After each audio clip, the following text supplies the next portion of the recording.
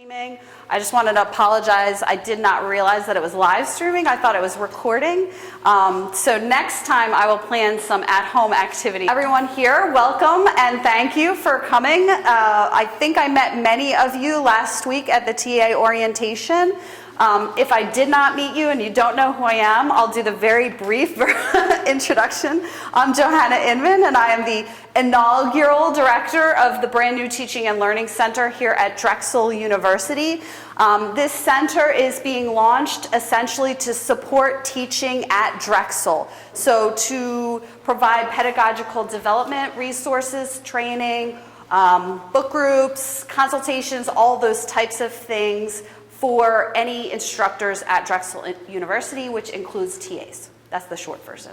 Long version, see me after. I'm more than happy to talk to you about that. For today's workshop, we're going to talk a little bit about motivation, the theory of motivation, and ways you may be able to apply this in your different teaching contexts. I know that everyone here as a TA has a different role. Some of you may be teaching your own course. Some of you may just be grading, some of you may be doing recitation sessions, some of you are doing office hours, tutoring, what have you. There's a lot of different roles that TAs play. So we'll think about ways that we can apply this idea of motivation in those different contexts. What I love about motivation, though, is even if you think, oh, there's no way this applies to me, it's really good as a learner. So for your own reflection about your own motivations, this can be helpful. I also use motivation theory all the time as a parent now, so that's something else to think about. So the goals for today, let's see, hopefully this is, oh, I may have turned it off. Stopped working. Connect. All right, one more time. Try it again. All right, I can just advance it from over here. 1 second. Oh, that's why, okay. What happened? I can drag it over, I think. Oh, okay. Thank you. Please. Oops. Check that out. No, it's on the wrong. From beginning. Just go from beginning. There we go. Try this again. Okay, cool. Thank you. Sorry about that. So for today, what we're going to do is think about the 3 conditions that really need to be present to maximize students' motivation to learn. And I am using this language because instructors and certainly TAs do not have the ability to affect every single factor that motivates students to learn. I don't want you leaving here thinking it's all up to you. But there are things that we can do to maximize that motivation and to make sure that we're doing our part to help improve that motivation to learn. And then we're going to talk about some strategies that you can use basically. Okay? To start off though, oh, it's okay. Oh, is this in the video? In the video, yeah. Okay. We're going to have to talk real fast now. Can you go back up to my... Yep. All right, so hopefully everyone has a pen and paper. If you don't, you can reflect. But I wanted to start out by kind of having you think about your own personal experiences as a learner, right? We've all been students before. What do you think are factors that contribute to motivation to learn? We don't have a ton of time, but I'll give you 2 minutes just to think about this. Write some down. Maybe sometimes it's helpful to think about a course that you took where you were like super motivated and really worked extra hard, or a course where maybe you felt like, not so sure. I don't really care about it.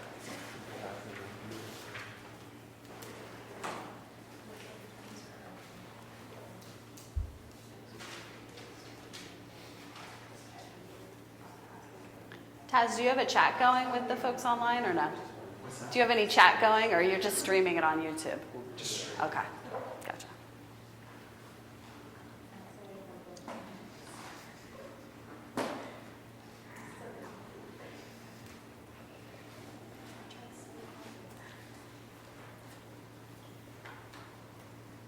Okay, you have about 30 seconds. Some of you could probably write a 20-page essay on this stuff.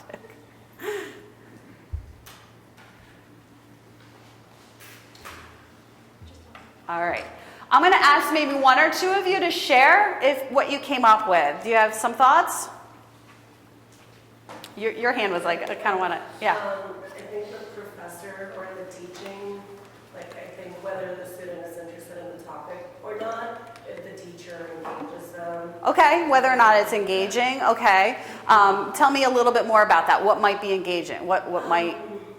I don't know, doing like activities or, Okay. trying to find the interest of the student. Okay. Like, how interested What are they are. interested Yeah. in, and can I apply it to that? Perfect.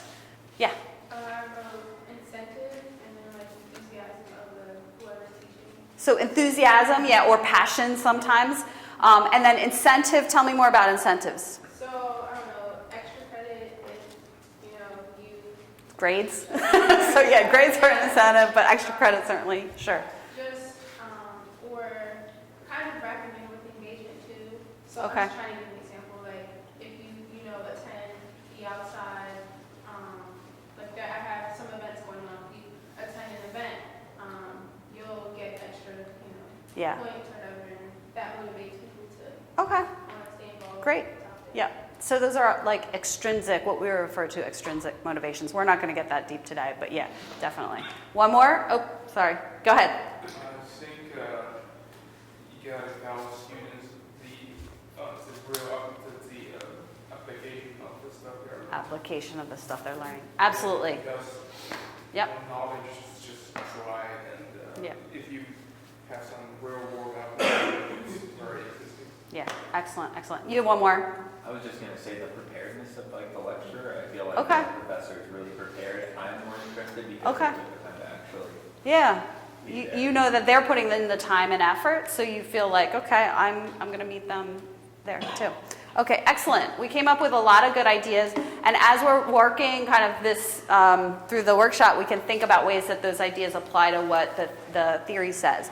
So today I'm going to share with you basically motivation in its short form. Like there's a lot of literature out there on motivation theory and what motivates people to learn, tons of literature. What we're going to look at is chapter 3 of How Learning Works. Basically, it's one of my favorite books about teaching because it takes a lot of that really thick literature and research that's out there and puts it in very practical terms of things we can do. It basically puts it in layman's terms.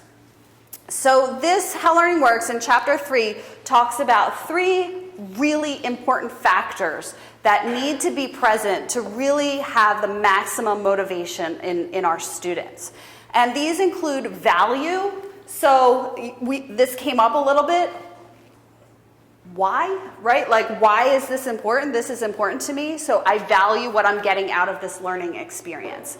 And we'll talk more about what that means, but basically there's some kind of value being added as a result of this learning for me as a student. The second is self-efficacy, which kind of in short means that if I believe basically that if I put in the time and energy and the work that I can be successful. So this belief that I can actually be successful in learning what I'm supposed to be learning in this environment. And then the last is a supportive learning environment, which again essentially means that I believe that my peers, my instructor, maybe my teaching assistant, those folks are here to support me in my efforts to learn. They're not here to kind of, keep me back or challenge me to the point where they're trying to get rid of me, right? Everyone's here, they want to actually see me succeed, okay? So we're going to break those down a little bit more, starting with value. Are there questions though before we get started? Okay, so value, I want to talk a little bit about how that's relevant to TAs. Essentially, you, in your role, depending on what you're doing, may have more one-on-one interactions with students, right? And you may have a student come to you and say, like, I don't even know why I gotta take this course anyways, right? Value is really, really hard to achieve in courses that are mandatory, right? Like the first year writing class. Anyone TAing for one of those courses or teaching one of those courses? Okay. So you're lucky. Some of them, if I'm a humanities major, I may be like, yes, first year writing, I love to write. But I also may be like, I'm going to be an engineer, I don't need writing. I'm going to be an artist, so I don't need writing. Those types of classes can be really hard to find the value, help students find the value. But that's where your role came in. You mentioned real world application. That's one way. And so in your interactions with students, you can help them find the value in what they're learning, not just to their careers, certainly that's very important, but also maybe just to their personal life, right? To their future academic courses, right? And as TAs, you have just been through it, so you're in a really good position to help them with this. Here's a very typical course description, and I know you're in your role, you're not gonna be doing, writing course descriptions. Anyone in biomedical engineering? Okay, so I didn't write this, but I'm going to read this. This is a pretty typical course description in biomedical engineering. I don't know what it means, so you can help us with this. But the course introduces principles of mathematics governing biological and biomedical transport processes. The students will learn to apply classical engineering solutions and governing equations from simple transport problems to more complex biomedical transport processes, and integrate knowledge of cell and organ physiology with mathematical expression of transport principles. Okay, is that pretty typical? No? Okay, no. Okay, maybe it's just not a good course description, but it's an example. So it's basically describing what the course is, right? What the course is about. And what this instructor who taught this course did was say, I'm going to think about how can I rewrite this, thinking about the value added to my students. Is there another way that I can pitch this to them? And so here's what they came up with. Why care about biotransport? Do you want to know how to deliver a drug that kills tumors without killing the patient? Are you interested in learning how nanotechnology design can help diagnose diseases in low-resource countries? These are examples of grand challenges faced by practicing biomedical engineers. Here's your real-world application. They require mathematical and experimental approaches for predicting, measuring, and interpreting flow phenomenon quantitatively. In this course, you will combine your knowledge of applied mathematics and human physiology to begin answering grand challenge questions such as these. What do you think about the difference? You like, not like?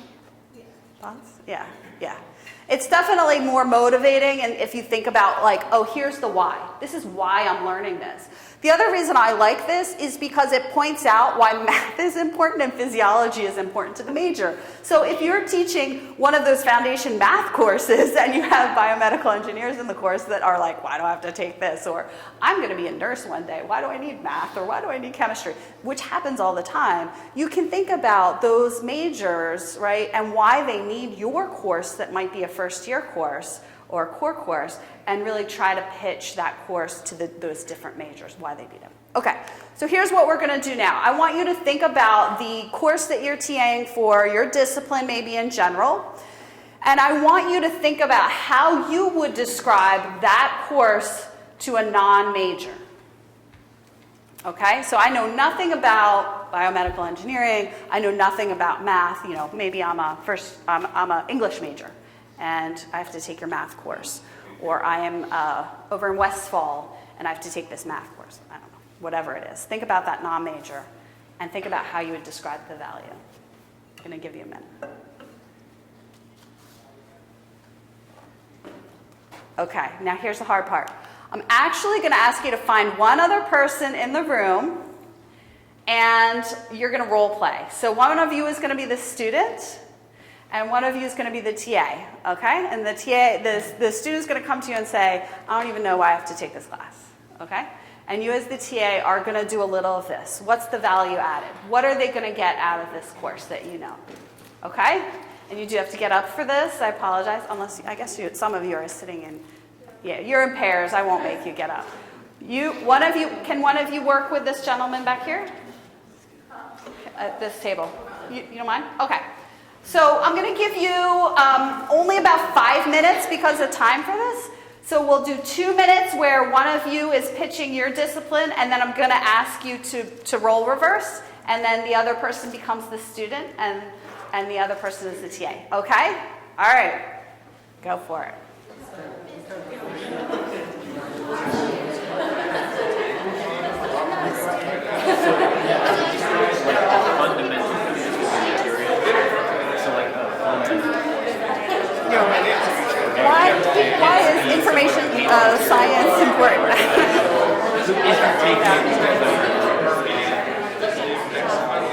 and everyone's always kind of stuck. The worst is I had a faculty member once in math that did this activity that said they're not going to get anything.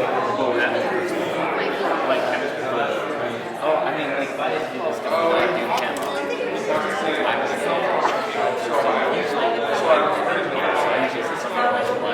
was literally everything to do with whether or not you want to use mechanical engineers, use thermodynamics of particles,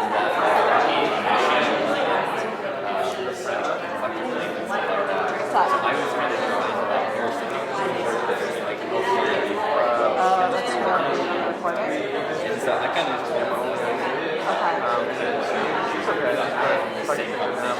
Okay, so that's streaming through there, but it's just not recording, right? Or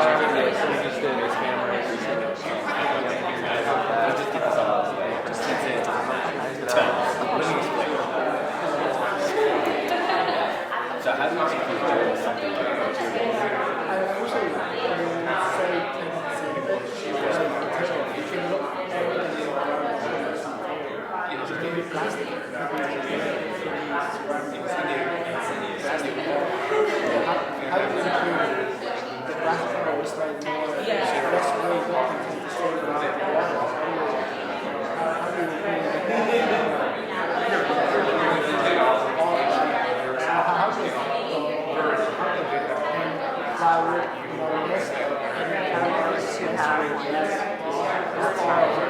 it did look like that.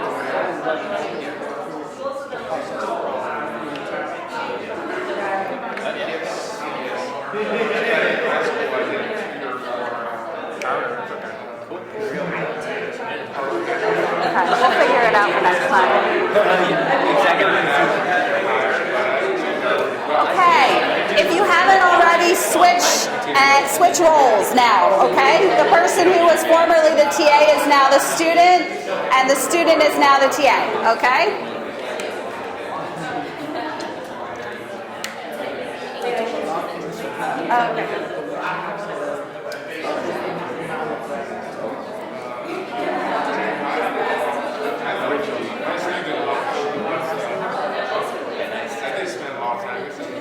when I was in my college, I couldn't afford it, but I got into Boston University.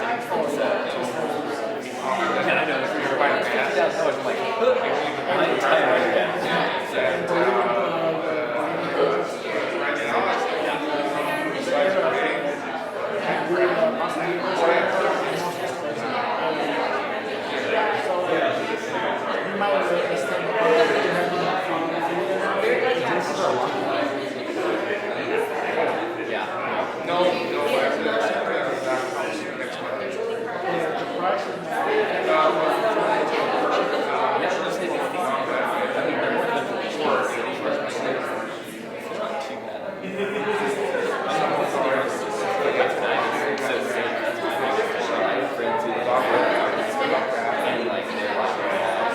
Okay, I'm going to give you 30 seconds to wrap it up.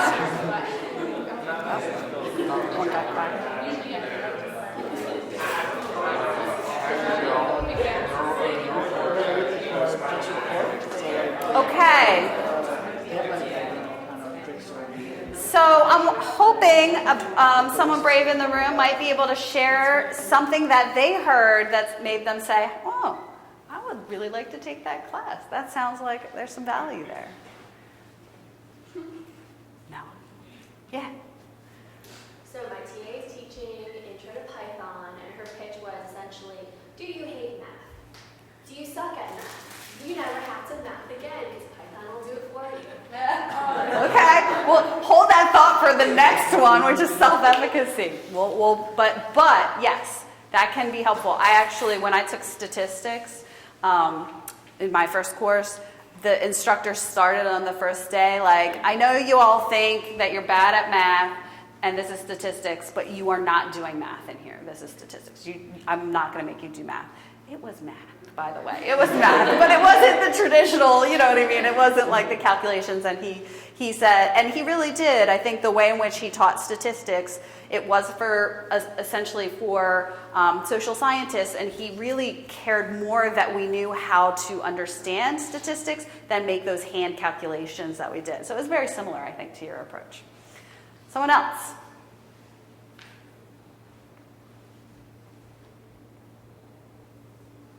I'm not sure I can do quite as good a job as you just did with it, but what I took from our conversation was the value of taking the systems engineering. Systems engineering. So as a framework for problem solving, no matter what kind of problems you're trying to solve. So it sounded really exciting to me with it. So for problem solving, yeah. So so there's some specific ways that we're going to learn to solve problems. But in general, problem solving is something that you're going to improve on. I love that. And actually, I was saying earlier, I did this workshop once with faculty, and I had a math instructor kind of look at me and say, I don't think they're going to use anything in this course. And I was like, oh no, that's not good. If you don't think that any of this is applicable to them, like, how are we going to get them to really value what they're learning? And we broke it down, and one of the things that they are learning to do in most all math courses in general are solving problems.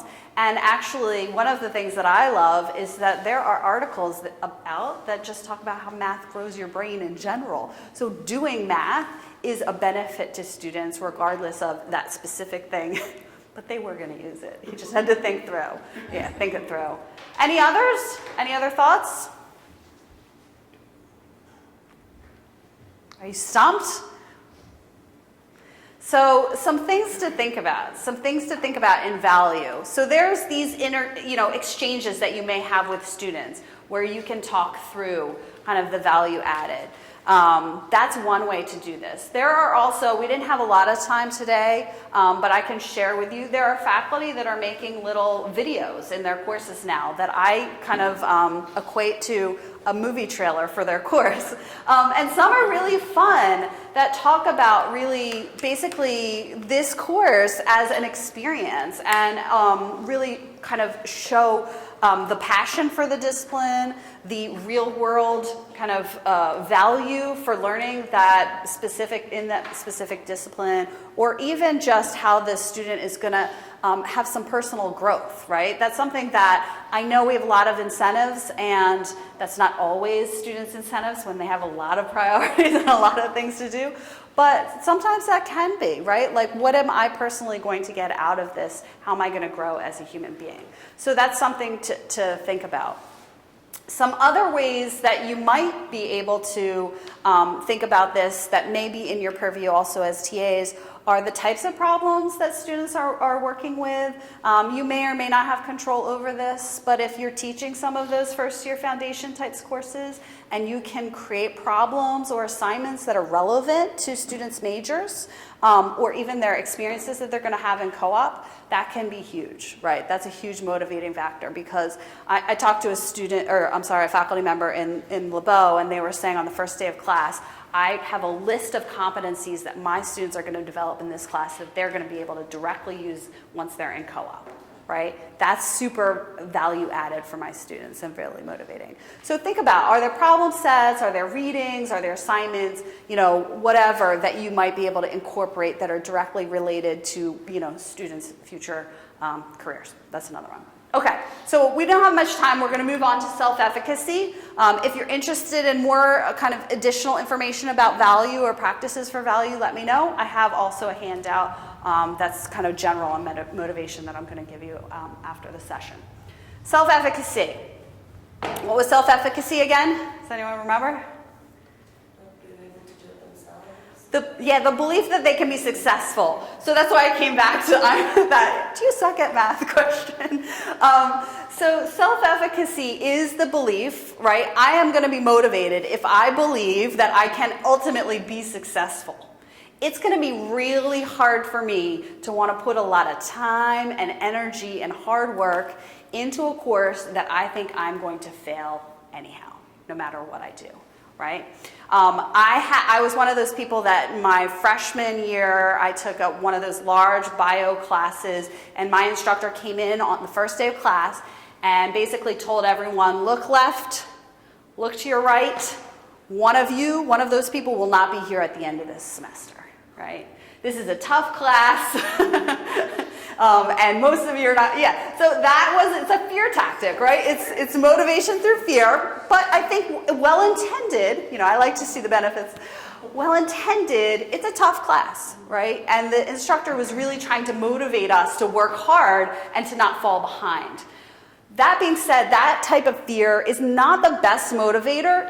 You might get a couple people, probably the best students. The ones that are already going to be successful are going to be the ones that work harder. The ones that are terrified of biology or thinking already that maybe college isn't for me, or I'm not sure if this major is for me, those are the ones that you're going to really lose through that tactic. So you want to think about ways that you can actually build self-efficacy. And it doesn't mean that we want to lie to students and not tell them that this class is going to be hard. We really want to make sure that they know if they're taking a really challenging course that it's going to be hard, but that if they use a certain study strategies, the right commitment and the right efforts, they can be successful, and that you're here to support them, which will be the next step. So one of the ways TAs can really impact this is by helping cultivate what we refer to as a growth mindset in our students. Many of our students come to us with a fixed mindset. And you can have a fixed mindset in general, or you can have it in a very specific activity or discipline. I suck at math, right? This belief that learning is innate, it cannot increase. I got it a lot. I teach in the arts, and I don't have a creative bone in my body, right? We get it in writing. I can't write. I'm just not a writer. Right? Those are all examples of a fixed mindset, okay? What we are trying to cultivate in our student is the idea that learning they can develop, they can improve, right? You may not be a math whiz yet or now. You might not be a prodigy in math, but with the right kinds of practice and the right kinds of effort, you can improve. And ultimately, in this context, we believe you can be successful if you do the right things. Okay? Does that make sense? That shift in mindset. And this is not always with the weakest students. This is sometimes actually more likely with some of our best students. And so what happens is students that come to Drexel or come to college in general, they may have been some of the best students in their high school. And they've never actually been challenged. They get to college and all of a sudden they run into an issue where this is really hard. I'm struggling here. And they may think, oh no, this isn't the major for me. This isn't the college for me. Maybe college in general is not for me, right? But what we need to teach students is that actually at the college level, yeah, you're gonna run into challenges. It's gonna be hard. It's gonna be some of the hardest work that you've ever encountered. That's okay, that's normal, okay? Does this kind of make sense? So some ways that, I have a whole handout on this, the growth mindset, and some ways that you can kind of build growth mindset, but one of the biggest ways I think is through feedback that we give students. How many here have a role where they're gonna be doing some grading? Okay. How about recitation sessions? Okay. And how about just office hours or tutoring? Okay. So I think in all of those roles, you're heavily giving a lot of feedback to students. So one of the ways you can think about cultivating growth mindset is how we frame when students do run into trouble, right? Or they're not doing their best. How can we frame that to help them realize that it's not all doom and gloom? It is doom and gloom if it's the 9th week of the term and this is the first time they're coming to you. But early on, right, when they run into a trouble early on in the term, here's what you can do. Oops. Feedback that cultivates a growth mindset. Here's an example. So this exercise is meant to give you an opportunity to practice applying fill in the blank with the concept or fill in the blank with the skill, right? You're practicing this. If you don't get it right on the first try, do not despair, people. It means that you're in the process of learning, right? Learning is a process. I don't expect you to get this right on the first time. This takes a lot of practice. It takes a lot of effort. Okay, so that's one example. Another is perhaps this student is coming to you basically after bombing the first quiz or doing really poorly on the first assignment. Many of you ran into trouble at this point with this problem number 5. Okay, everyone gets this wrong. Or this is a common misconception in my field. right? So letting students know they're not the only one that is struggling with this thing. Let's go over it together so you can see how to recognize and work through this kind of problem. That's huge for students, right, to think about these types of things, okay? That it doesn't mean, I suck at math, I'm never going to do this. And then what strategies did you use to prepare for this assignment, quiz, or exam? Is there anything you could do differently? Often what we see with students who are struggling is they might struggle and do poorly on a quiz, and then they'll use the exact same strategies to prepare and study for the exam without changing any of their habits. You might say, how early did you start? How early did you read the text? How early did you start studying? Did you just read the text, or did you actually solve any of the problems? Right? Did you try to explain some of the concepts in the textbook to other people? So you give them some strategies that they can do. But ultimately, I think this is really, really important. If you have the opportunity to do this, not many of you may not be able to, but one of my favorite ways to cultivate a growth mindset is called an exam wrapper. So essentially, when you turn back an exam or a quiz or an assignment, there's a little piece of paper that's wrapped around it for the student that has them kind of reflect on. Okay, what did you do to prepare for this? How early was it? What would you do differently as a result? And it's basically, a lot of people use them as assignments. Some instructors will even allow students to, once they get the exam back, say if they got below a C or something like that, whatever the cutoff be, they say, okay, I want you to fix the problems that you got wrong, and I'm going to have you resubmit this then for additional point, or whatever it be. But that's this idea that just because you failed at this time doesn't mean that you can't get it. And by the way, I really want you to get it because the midterm's coming up. You're going to need to know it for that. Or maybe it's a draft. You create some drafting processes in the assignments. But that's another big way. Okay? All right. So, questions so far? Okay, so we'll look at the growth mindset handout afterwards. But I do want to work on this a little bit more. Supportive learning environment. TAs have a huge role to play in this. Anyone have a TA in their background that kind of made a big difference to them as a student? I did. Yeah, go ahead. Can you share? Do you mind? Okay. Yeah, so I had this one TA, and she would just always make herself really available to us during office hours and such, and she always oriented herself in a position where you didn't have to go to an awkward place to have the office hours and such. I know my lab here is inside, or my office is inside my lab, and so I intentionally made my office hours somewhere else, so that they don't, because students don't like to go into your space to get to the space. So that's one thing that kind of stuck to me.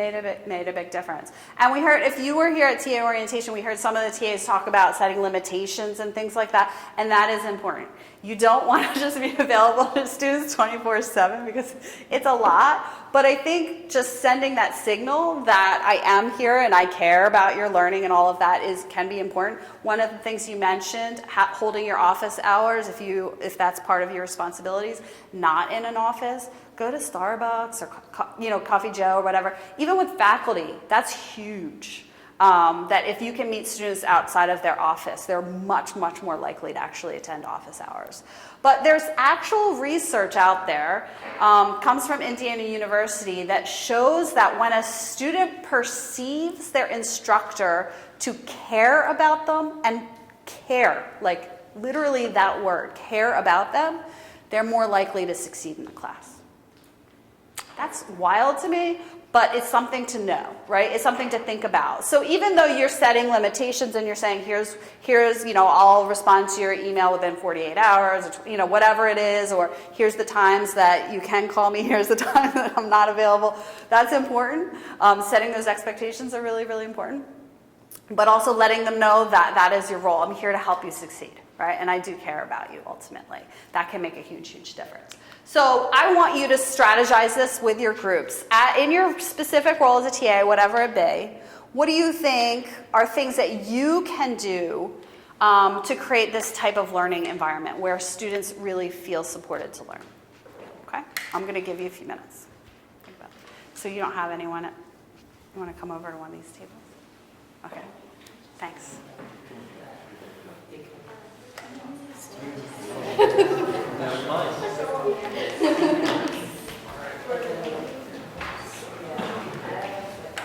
So one of my TAs look like kind of small. So they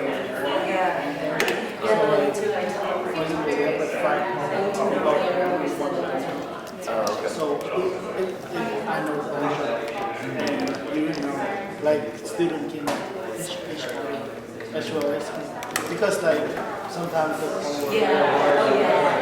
30 people have question marks. You couldn't make yourself available all the time for them. Anyone can share the answer or have a child like that chance to. But it's kind of hard to find Depending on what your classroom layout is and everything, we don't just they have like and then also getting the students to collaborate like that for me that we do like in my department they can tell me by the time I get one walk in the door and some of them are so motivated like what haven't you done but then we're supposed to operate and do something they're not doing so then I think sometimes giving them that extra material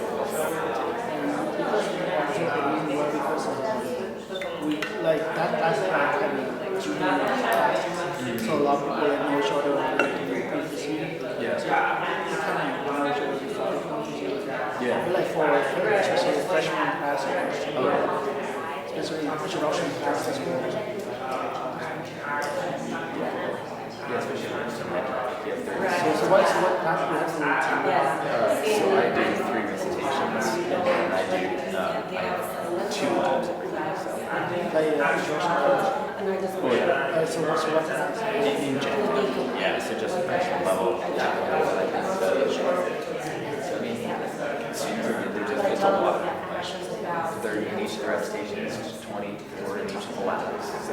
I remember the one I have to do, right? Yeah, it's a lot. How many hours is it? It's 2 hours long labs. So you have to 4 hours a week plus like a recitation, an hour or 2 or an hour and a half. Nope. Plus all the grading and just making this stuff is kind of like, I mean, so I used to be a teacher, I taught middle school and high school before I was here, and so like I like reading, and so I have to put myself back like, no, don't make all this stuff, time spent. Oh yeah, So you did high school, right? yeah, I taught middle school and high school, yeah, I went to practice. Yeah, it was a lot of fun. I like older students a little bit, so they sort of more interested in learning than these parts. So middle schools are fun.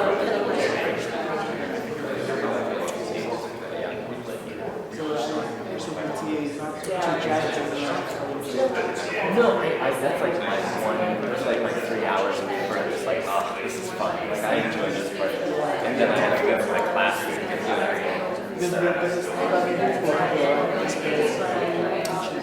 Yeah.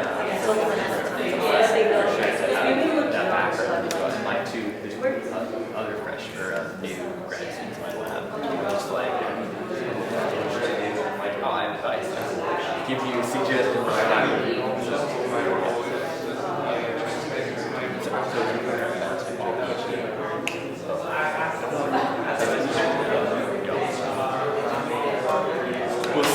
Coming right up.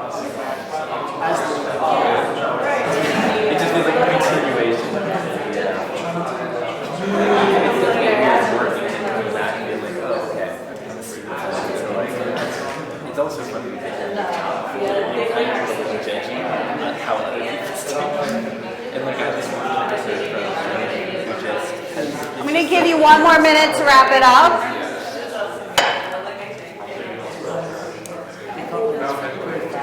Because I have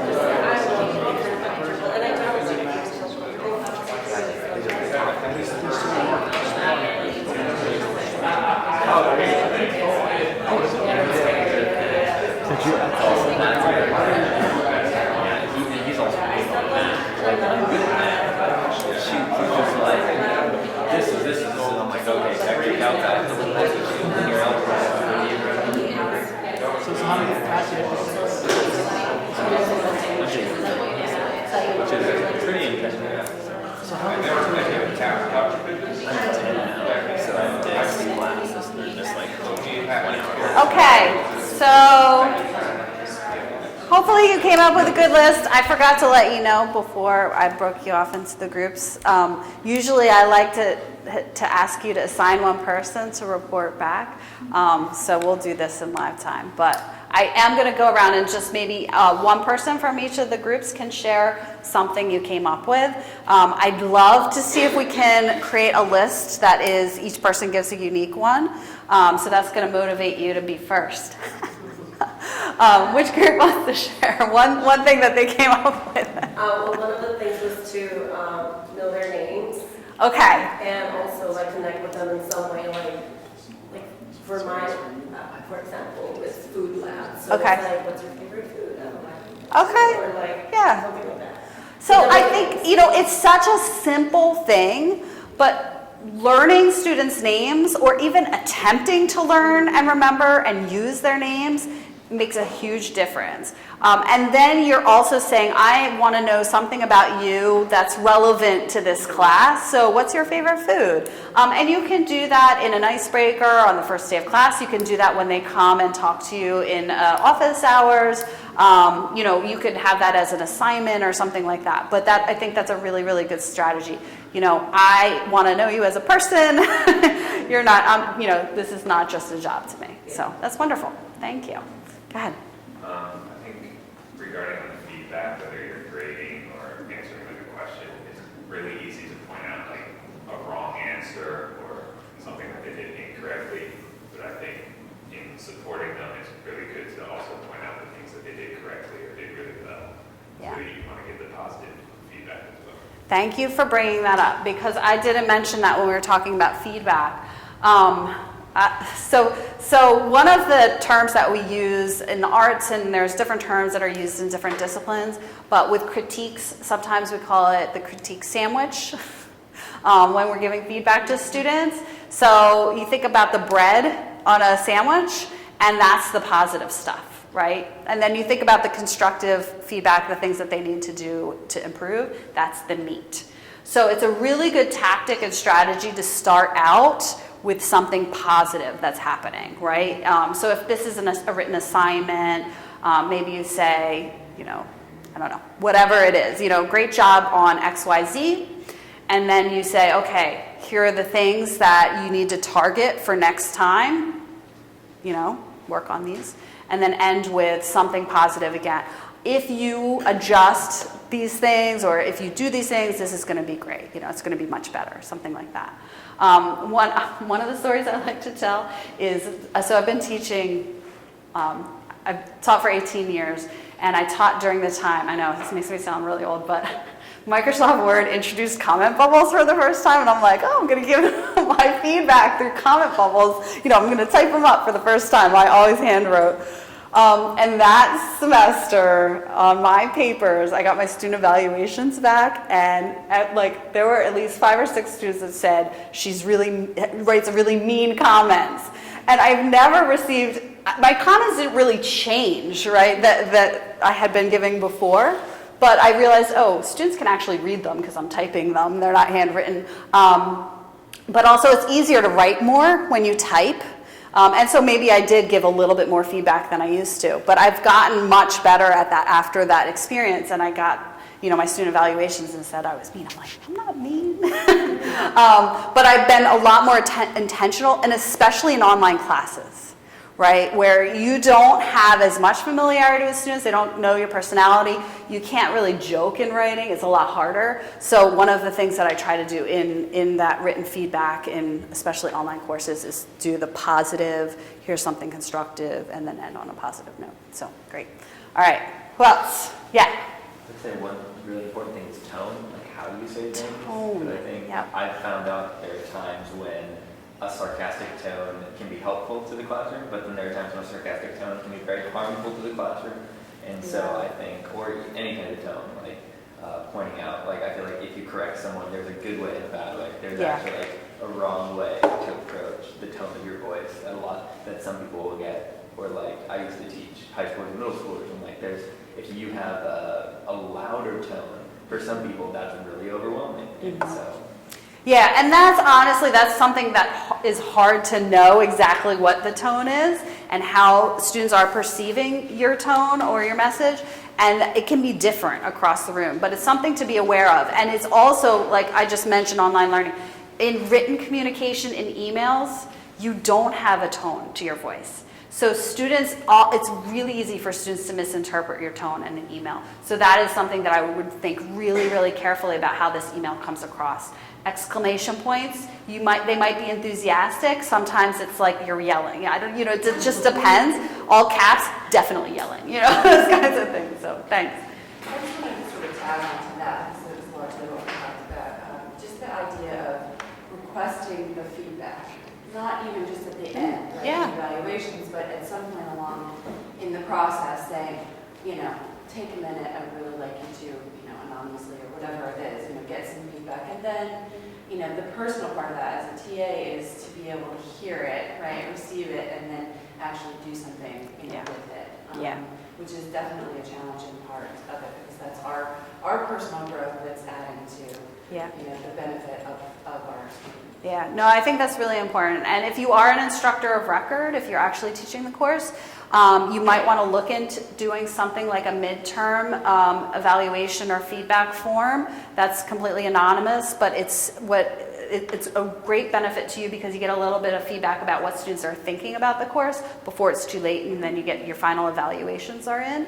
You can make some adjustments, but even as TAs, definitely, I think that's important either to do it formally or informally, but to just ask for students' feedback. Like, I'm a TA, but I'm really interested in pursuing teaching in the future, or I plan to be a TA in this course next semester. Gotta get that out of my head. Term, next quarter. I'd love to get some feedback about how I could do this better, or what I'm doing great. Don't change it. Okay. How about this group? Do you have a thought? Anyone back here? Did you have something? Yeah, go ahead. Yeah. TA can create open channels on group so the students can share the technical issues or questions they have, so that they can feel like TA is readily available for them. Yeah, so a chat or a group chat or just the app like Slack. Slack. Slack or something like that. Yeah, I love that. So you don't have to just have office hours or the ability for students to reach you in person or through email, but you can use technologies to make yourself available, and that it's kind of like also a great way to crowdsource questions that you might be getting, because then students can see the answers to them. That's a great idea. Who else did we hear from? We got everyone else. Did you have an idea? We talked about TAs that we really like in classes in our class, and they would put in the effort to create extra material Okay. for us before a midterm or final and stuff, and would also tailor it to the section of teaching. So it's not everything Right. that was covered in class, but it's things that they know their section of presentation specifically struggled with. Yeah. That's huge. And that's not something that everyone's going to be able to do, because you might be stretched really thin in your role and thing. But if you have time and you can share a couple additional materials, or I know everyone's struggling with this, I put together some extra problems, or maybe I put some extra problems together in different areas, like these math problems for nurses and for that kind of thing. But just to show that you're doing a little bit more than what is just the kind of standard practice, that can make a big impact on students. Yeah. Excellent. So I have a list. I think we got to most of these. Learn students' name, just concern for their development. Oh, we didn't talk about etiquette or guidelines. That is, if you are teaching a course or if you're running recitation sessions or things like that, it can be helpful just to have a quick conversation about how we're going to respect each other, and how we're not tearing each other down, or we're not going to laugh at people's questions. Those types of things about how we treat each other, that can also help nurture that type of learning environment. Responding to questions in a timely manner. I know this is one that students, it's a really big issue, and if I understand that we're all really busy, but if you set those expectations and you tell students, okay, I will respond to you within 48 hours, something like that, you do want to try and meet those. I've had instructors that I've sent a really important question to and have not heard back for a month, and it drives me crazy. So that can really go a long way. Encouraging students to use office hours. If you want, I can share a hysterical video that a professor at University of Las Vegas created, and it's basically a spoof on pharmaceutical commercials, and it's about the fear of office hours, and basically it's like office hours is this drug that's going to prevent you from that fear. Anyways, it's hysterical. I'll share that. But I actually share it with my students. This is a thing, but guess what? They're really good for you. And then recommending study strategies or providing them with additional practice materials. Okay? So we don't have time, but I want you to think about, as you're leaving today, what is maybe one action that you can take? I gave you a lot of ideas. You don't have to do them all, but maybe there's one thing that you feel like, I can do this. This is an action that I'm going to take to foster student motivation in my role. And then, as I mentioned, I do have some handouts available. One is just some general strategies, and another is more specifically about growth mindset, since we didn't have time to unpack that as much. Questions? Thank you. Okay, so if you are interested, I'll be here this time next week. Next week we'll talk a little bit about active learning. And you do get some M&Ms if you show up in person. Unfortunately, I have not been able to figure out how to give M&Ms to people online. Once I figure that out, I probably won't be doing this work because I'll be a millionaire. But I'll be retired. But so active learning's next week. But if you have any questions or you want additional help or support with any of the topics that we talked about today, feel free to shoot me an email or stop by the Haggerty Library. I'm in lower level L25. Thank you. Enjoy your